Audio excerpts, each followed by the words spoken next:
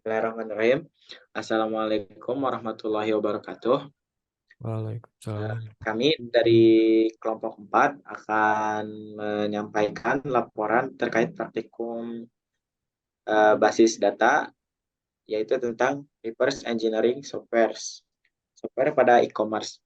Di sini kami membuat reverse engineering software dari software e-commerce, yaitu aplikasi Shopee.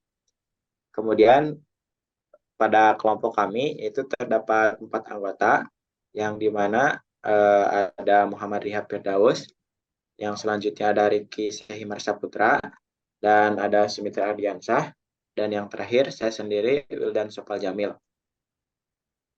Masuk pada yang pertama, yaitu ada deskripsi umum,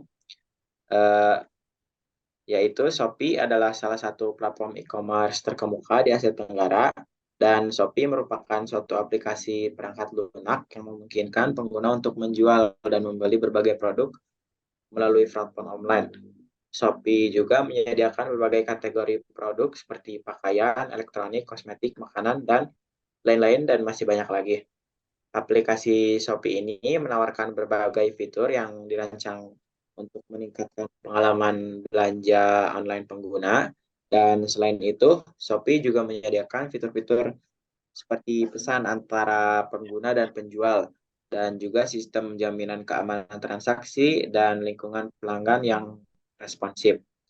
Dan kemudian deskripsi di atas itu mencakup beberapa fitur umum yang biasanya terdapat dalam aplikasi Shopee. Namun perlu diingat bahwa deskripsi ini bersifat umum dan fitur-fitur spesifik dapat bervariasi dan bergantung versi aplikasi dan negara tempat Shopee dioperasikan. Kemudian masuk ke bagian yang kedua, yaitu tentang deskripsi spesifik. Pada eh, praktikum kali ini, kami memakai beberapa fitur, yaitu yang pertama ada fitur login, yang kedua ada fitur register, yang ketiga ada fitur lihat katalog, dan yang keempat ada fitur checkout, dan yang terakhir ada fitur keranjang, kemudian yang terakhir ada fitur payment. Uh, Masuk ke deskripsi spesifik fitur yang pertama, yaitu fitur login. Fitur login pada aplikasi Shopee memungkinkan pengguna untuk masuk ke akun mereka menggunakan informasi login yang valid, seperti alamat email atau nomor telepon yang terdaftar. Kemudian, bisnis proses atau bisnis role yang terdapat pada fitur ini, yaitu user dapat melakukan login menggunakan username, email, dan nomor telepon yang kemudian si sistem akan memvalidasi informasi login user. Kemudian data yang diinput seperti informasi login mereka seperti alamat email atau nomor telepon yang terdaftar serta kata sandi yang sesuai. Dan data yang diproses pada fitur login ini yaitu Shopee akan memproses oleh sistem mereka dan memverifikasi keabsahan akun dan memberikan akses ke fitur-fitur terkait. Kemudian data yang diretrieve, data akun pengguna yang diretrieve setelah proses login berhasil, seperti nama pengguna, alamat pengirim yang tersimpan, dan riwayat transaksi atau informasi profil pengguna lainnya. Kemudian, ini adalah screenshot penggunaan pada aplikasi Shopee pada halaman login. Dan yang selanjutnya yaitu deskripsi pada fitur register.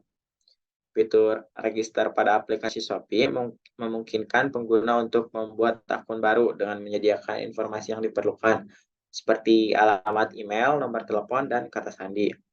Kemudian bisnis proses atau bisnis role yang terdapat pada fitur register yaitu melibatkan penerimaan dan verifikasi informasi pendaftaran pengguna baru untuk membuat akun yang valid. Proses ini dapat melibatkan langkah-langkah verifikasi email atau verifikasi nomor telepon untuk memastikan keabsahan akun.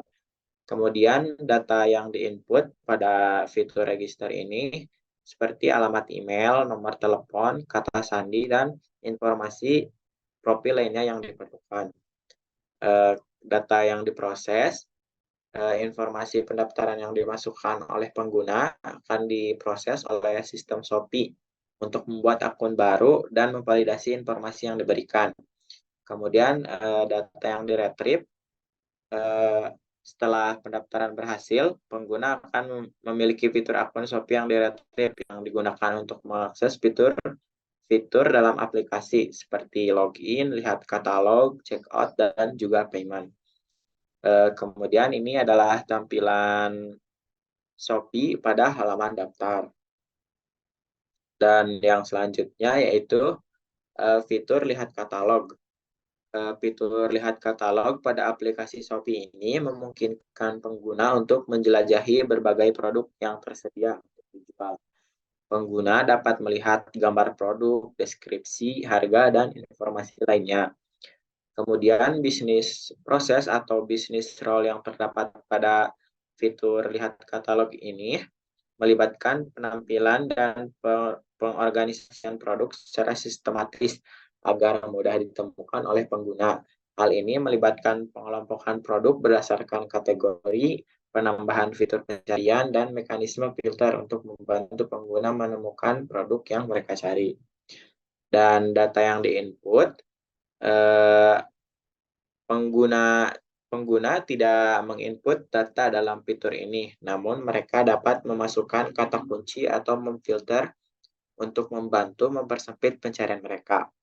Kemudian data yang diproses adalah data produk yang tersedia dalam database Shopee. Proses ini melibatkan pengambilan data produk seperti nama produk, harga produk, dan menampilkan informasi tersebut kepada pengguna. Dan yang selanjutnya yaitu data yang diretrieve adalah informasi produk yang ditampilkan kepada pengguna termasuk gambar, deskripsi, harga, dan informasi lainnya yang relevan dengan produk yang dilihat. Dan ini adalah tampilan di aplikasi Shopee pada halaman lihat katalog. Yang selanjutnya yaitu ada deskripsi spesifik bagian fitur checkout. Fitur checkout pada aplikasi Shopee ini memungkinkan pengguna untuk memproses pembayaran atas produk yang telah mereka pilih atau untuk dibeli. Kemudian bisnis proses atau bisnis role yang terkait dengan fitur checkout melibatkan langkah-langkah untuk mengumpulkan informasi pembayaran, konfirmasi pesanan, serta verifikasi dan validasi transaksi sebelum pembayaran final dilakukan. Dan yang selanjutnya, data yang diinput, eh, pengguna menginput data pembayaran seperti metode pembayaran yang dipilih, alamat pengiriman, dan informasi seperti voucher, dan memilih shipper mana yang diperlukan untuk memproses pembayaran. Kemudian data yang diproses pada fitur ini, yaitu data pembayaran yang dimasukkan oleh pengguna akan diproses oleh sistem Shopee untuk verifikasi keabsahan pembayaran dan menyimpan informasi transaksi. Dan data yang diretrieve setelah proses checkout berhasil, informasi pembayaran dan pesanan dapat diretrieve sebagai bukti pembelian dan konfirmasi, termasuk nomor pesanan, rincian produk, jumlah pembayaran, dan informasi pengiriman.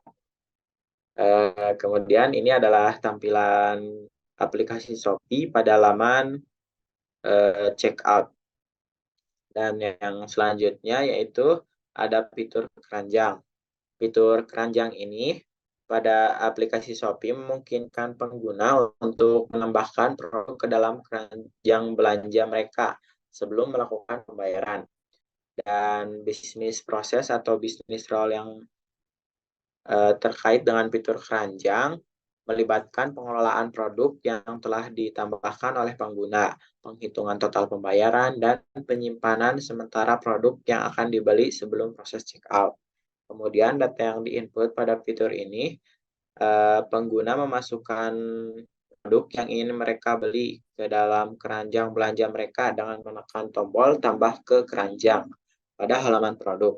Dan data yang diproses adalah data produk yang ditambahkan oleh pengguna yang akan diproses oleh sistem Shopee untuk dimasukkan ke dalam keranjang belanja pengguna tersebut. Dan data yang diretrieve, data produk dalam keranjang belanja pengguna dapat diretrieve untuk ditampilkan kembali kepada pengguna, termasuk daftar produk, jumlah, harga, dan informasi lainnya yang terkait. Kemudian ini adalah tampilan menu pada Shopee, menu keranjang belanja. Dan fitur yang terakhir yaitu fitur payment. Fitur payment ini memungkinkan pengguna untuk memproses pembayaran atas produk yang pernah mereka beli. Untuk bisnis proses atau bisnis role yang terkait dengan fitur payment ini melibatkan langkah-langkah untuk mengumpulkan informasi pembayaran, validasi transaksi, dan menghubungkan dengan penyedia layanan pembayaran yang dipilih. Kemudian data yang diinput yaitu pengguna memasukkan informasi pembayaran mereka seperti metode pembayaran yang dipilih, di antaranya ada seperti kartu kredit, transfer bank, dompet digital, dan juga lainnya. Dan data yang diproses pada fitur ini yaitu data pembayaran yang dimasukkan oleh pengguna akan diproses oleh sistem Shopee untuk memverifikasi keabsahan pembayaran dan menyimpan informasi transaksi. Dan selanjutnya yaitu data yang diretrieve setelah proses pembayaran berhasil, informasi pembayaran dan konfirmasi transaksi dapat diretrieve sebagai bukti pembelian, termasuk nomor pesanan, metode pembayaran, tanggal pengiriman, status pengiriman, dan tanggal penerimaan. Dan ini adalah tampilan menu pada aplikasi Shopee, menu payment. Kemudian sekian dari penjelasan saya. Ya, kemudian akan dilanjutkan penjelasan mengenai data model yang akan dipaparkan oleh Sumitra Ardiansyah. Padanya saya persilakan.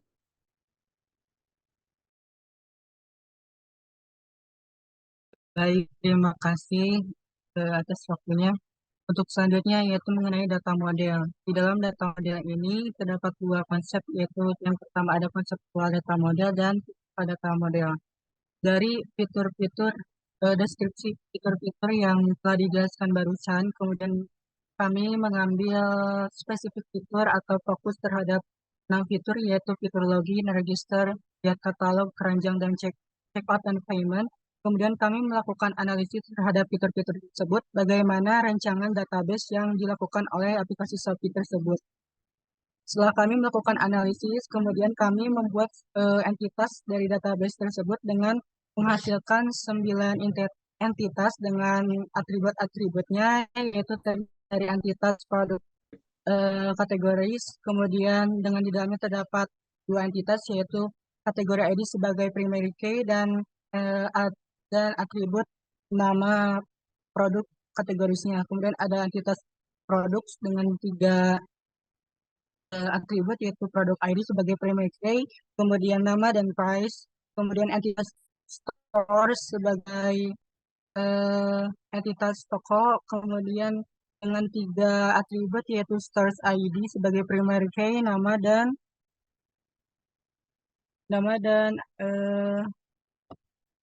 kemudian selanjutnya ada entitas first. Nah, di entitas first ini terdiri dari 2 atribut. Yang pertama ada shippers ID sebagai primary key dan nama shippers. Kemudian shipping ini merupakan entitas utamanya dari shippers, di mana terdiri dari 4 atribut, yaitu ada shipping ID sebagai primary key, kemudian data send, data receive, dan status. Kemudian entitas payment di dalamnya terdapat 2 atribut, yaitu payment ID sebagai primary key, kemudian price, dan payment method sebagai penjelasan lebih lanjut dari entitas payment. Di dalamnya terdapat 2 atribut, yaitu method ID dan name. Kemudian entitas yang kami temukan dari database Shopee ini ada users. di mana di dalamnya terdapat beberapa atribut. Yang pertama ada user ID sebagai primary key, kemudian username dengan deklarasi sebagai unique, kemudian name, password juga, kemudian sebagai unique juga, kemudian address, email, dan nomor HP. Kemudian entitas chart sebagai perwakilan dari keranjang, dan terdapat satu atribut yaitu cards ID.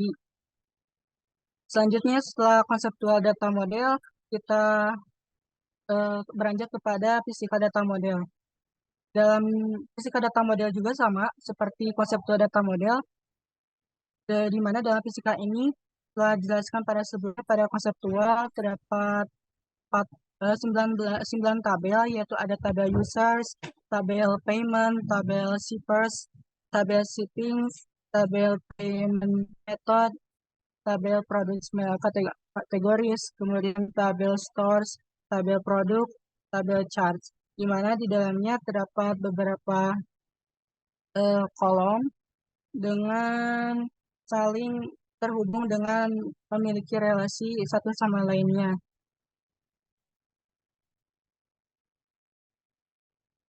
Di mana pada tabel users ini ia memiliki relasi terhadap tabel payments, kemudian kepada tabel charts. Dengan tabel produk memiliki relasi kepada tabel charts dan produk kategoris, kemudian memiliki relasi antara produk dan stores, kemudian payments dengan payment methods dan users, kemudian charts dan shippings. Mungkin sekian penjelasan mengenai data model. Saya kembalikan kepada Saudara Wildan. Terima kasih kepada Saudara Sumitra yang telah memaparkan tentang materinya, yaitu tentang data model. Dan kemudian kita melanjutkan kepada materi yang berikutnya, yaitu tentang script DDL yang akan dipaparkan oleh Saudara Rifki Syahimar Saputra. Kepadanya saya persilakan. Terima kasih kepada Saudara Wildan. Langsung saja. Di sini saya akan menjelaskan skrip DDL. Nah, pertama-tama seperti biasa kita membuat komen create table dengan diberi nama produk kategoris. Kemudian habis itu kita buat kategori produk. Kategori produk ini digunakan untuk menyimpan kategori produk. Di dalamnya memiliki 2 kolom, yaitu ID kategori sebagai PK dan name kategori sebagai kategori produk. Kemudian membuat tabel produk digunakan untuk menyimpan informasi mengenai produk-produk yang tersedia. Memiliki beberapa kolom antara lain ID produk, terus ID produk sebagai PK, ID kategori sebagai FK, dan yang menghubungkan kepada tabel kategori produk, nama produk sebagai nama produk, dan harga sebagai harga produk. Kemudian produk toko atau store digunakan untuk menyimpan informasi mengenai produk yang tersedia di masing-masing toko. Memiliki beberapa kolom. Yang pertama itu ID store ID sebagai PK, terus nama dan alamat. Yang selanjutnya membuat tabel user.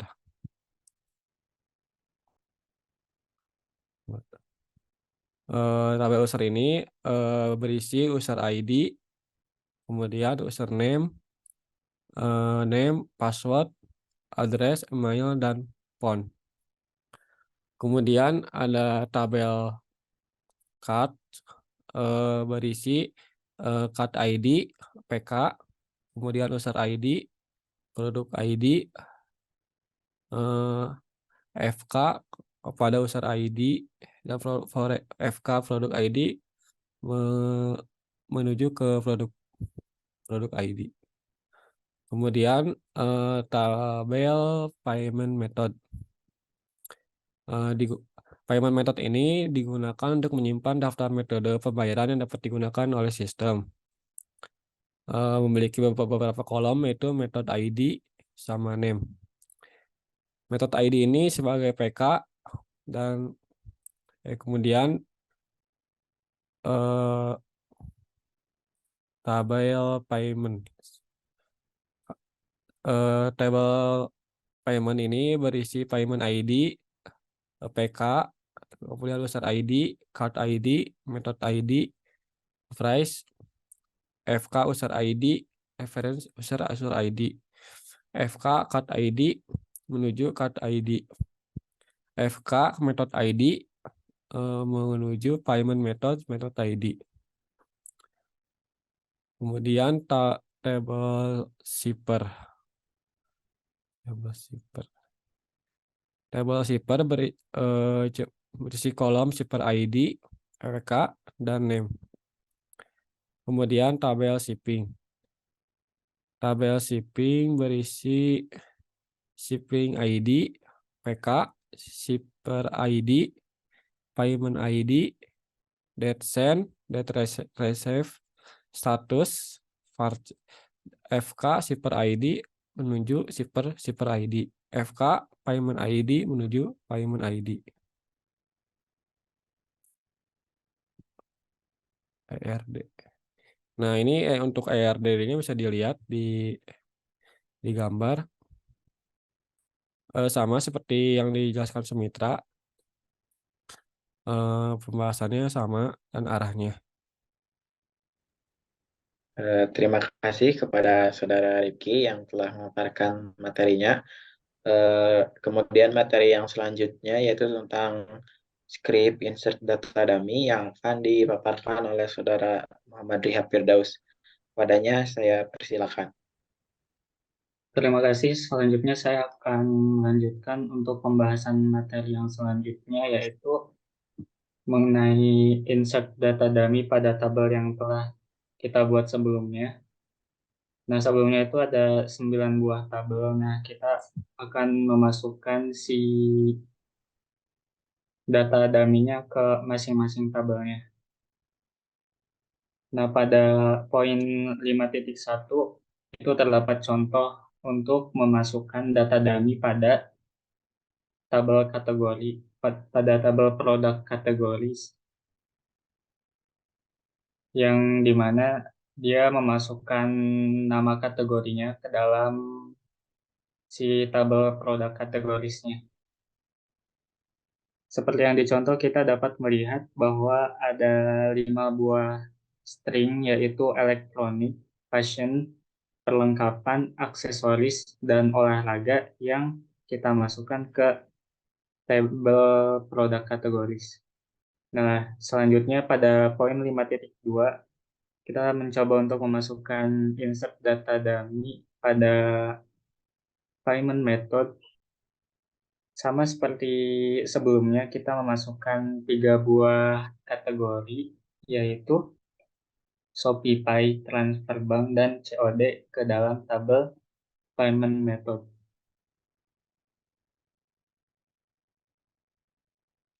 Nah, hasilnya dapat dilihat pada layar. Ada 3 buah data pada tabel payment method. Nah, selanjutnya pada poin 5.3 kita memasukkan data pada tabel shipper, yaitu pengirim. Kita memasukkan data string, yaitu GNT, JNE, Shopee Express, antar aja, dan si cepat. Dan hasilnya juga bisa kita lihat pada layar. Selanjutnya pada poin 5.4 kita mencoba untuk memasukkan data dummy ke dalam tabel store.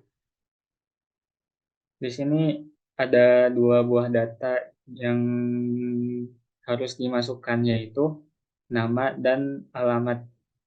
Dari awal kenapa ID-nya nggak dimasukin? Karena si ID-nya itu udah auto increment, jadi kita nggak perlu masukin ID lagi. tinggal masukin data yang diperlukan aja. Nah, misalnya kalau di sini kita perlu memasukkan nama dan alamat ke dalam data toko ini.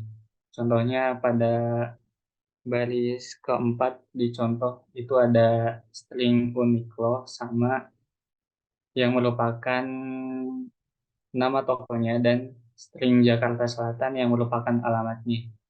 Selanjutnya untuk data-data yang selanjutnya dimasukkan seperti itu dan hasilnya dapat kita lihat pada layar yang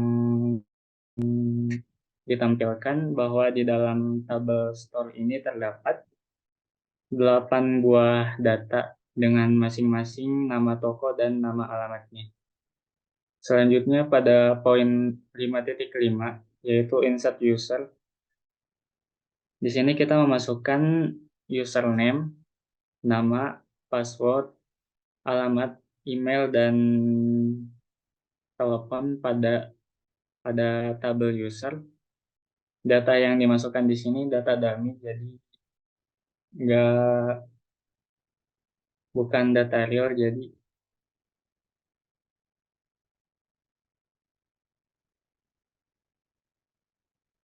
kita memasukkan data-data seperti username dan sebagainya ke dalam tabel user dan hasilnya juga dapat dilihat pada layar. Selanjutnya pada tabel 5.6 kita menginsert data dummy pada tabel produk. Karena di tabel produk ini kita membutuhkan FK, yaitu FK dari si kategori ID sama toko ID. ID toko dan ID kategori dari tabelnya masing-masing, maka kita membuat prosedur di sini dengan nama insert produk dengan parameter dengan 4 buah parameter yaitu kategori, store, produk, dan cost. Di sini kita mengambil FK dari tabel-tabel yang sebelumnya dan dimasukkan ke dalam prosedur ini. Dan untuk pemanggilannya bisa dilihat pada gambar yang di bawahnya. Untuk pemanggilan prosedurnya menggunakan call insert product, dan kita memasukkan data-data yang dibutuhkan seperti kategorinya, lalu ada nama produknya, nama tokonya, nama produknya, dan harganya. Seperti pada gambar yang dapat dilihat, nah hasilnya dapat kita lihat juga pada layar yang di bawahnya ini. Lanjut pada poin yang selanjutnya, kita mencoba untuk memasukkan data dummy pada tabel card. Seperti yang sebelumnya, karena tabel card ini membutuhkan foreign key dari tabel-tabel yang sebelumnya, maka di sini dibuatkan prosedur yaitu insert card yang memiliki 3 buah parameter yaitu user, product, dan store. Lalu di sana dibuat script yang akan mengambil FK tersebut dari data tabel yang sebelumnya dan dimasukkan ke tabel yang baru yaitu insert card.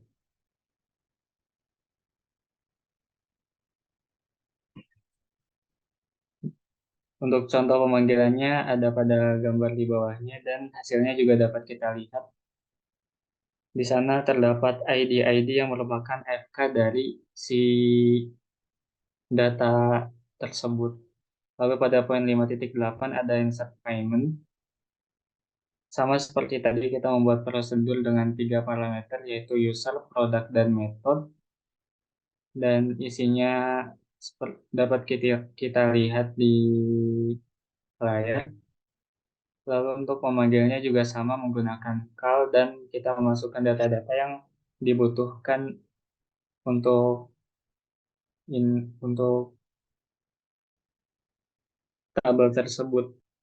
Nah, insert payment ini untuk memasukkan data pembelian, data pembayaran yang dilakukan oleh pengguna. Lalu selanjutnya ada insert shipping, yaitu pengiriman, data pengiriman. Seperti yang sebelumnya juga, di sini kita membuat prosedur dengan parameter 6 parameter, yaitu shipper, user, product name, send date yang merupakan tanggal pengiriman, receive date, tanggal penerimaan, dan shipping status. Apakah pengiriman itu sudah diterima atau belum. Nah, untuk memanggilnya juga kita seperti yang tadi menggunakan call, lalu kita memasukkan data-data yang diperlukan, seperti yang dapat kita lihat di layar.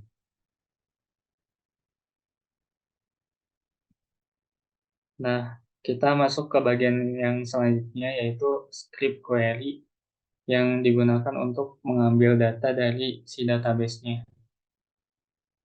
Nah, untuk poin 6.1, 6.2, dan 6.3, dan seterusnya itu sampai 6.5 itu untuk mengubah data pada tabelnya, seperti mengubah data user, mengubah data email, alamat, nama pengguna dari si tabel yang kita punya itu. Dan di sini kita memasukkan username sebagai pembeda antara data yang satu dengan data yang lain. Jadi kita mengambil data yang username-nya sama, kemudian diubah isi dari datanya tersebut. Lalu selanjutnya pada 6.6, ini untuk menampilkan daftar pengguna dan alamatnya.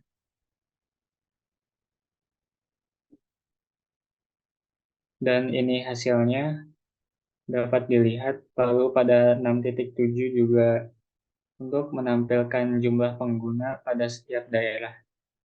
Nah, di sini kita menggunakan sintaks group by dengan mengelompokkan berdasarkan alamat. Nah, seperti ini. Lalu pada 6.8 kita menampilkan jumlah jenis produk yang dimiliki oleh setiap toko. Ini juga menggunakan group by, tapi ini berdasarkan kategori, berdasarkan nama kategori dari setiap toko tersebut. Lalu pada 6.9 ini menampilkan produk yang dimiliki kategori produk yang ada pada toko tersebut. Contohnya ini pada toko Eriko. Nah, ini tuh dia punya kategori produknya cuma fashion aja. Lalu 6.10 kita menampilkan katalog toko. Dan contohnya ini kita mengambil toko Eriko. Nah, di toko Eriko itu ada katalog apa aja yang tersedia. Lalu pada 6.11 kita menampilkan katalog berdasarkan kategori. Nah, contohnya di sini kita mau menampilkan kategori produk yang merupakan fashion. Nah, maka seperti ini hasilnya. Lalu pada 6.12 kita menampilkan katalog berdasarkan kategori yang diurutkan dari harga terendah. Nah, di sini kita menggunakan sintaks order by price. Jadi dia bakal diurutkan berdasarkan harga terendahnya.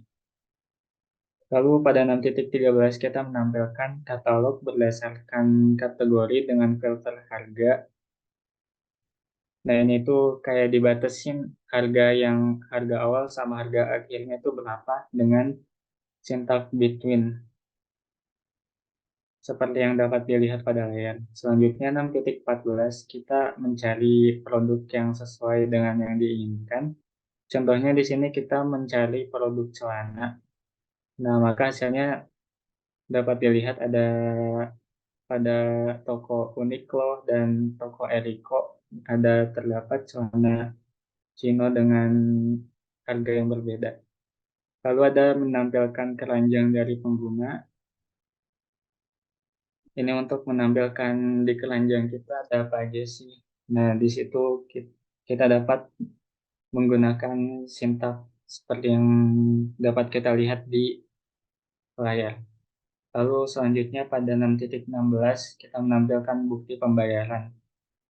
Nah, di sini saya menampilkan ada username, ada metode pembayaran yang dilakukan oleh si usernya, lalu ada produk yang dibeli dan harganya. Lalu pada poin yang terakhir, poin 6.17 ini ada script yang menampilkan status pengiriman yang menampilkan produk yang dibeli, lalu ada metode pembayaran, ada pengirim, ada tanggal barangnya dikirim dan tanggal barangnya diterima, lalu ada status pengirimannya apakah sudah terkirim atau belum. Nah, untuk skripnya dapat kita lihat pada layar. Nah, di situ ada kita menggunakan inner join untuk mengambil data-data dari tabel shipper, lalu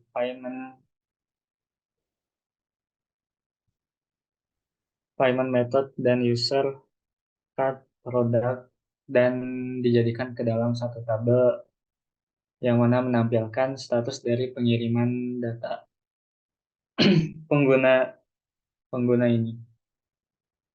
Mungkin untuk penjelasan dari script query dari yang telah kita buat, yang telah kelompok kami buat, cukup sekian. Lalu selanjutnya saya kembalikan kepada Saudara Wildan Supaljan. Terima kasih kepada Muhammad Riha Firdaus yang telah memaparkan materinya. Kemudian dari kelompok kami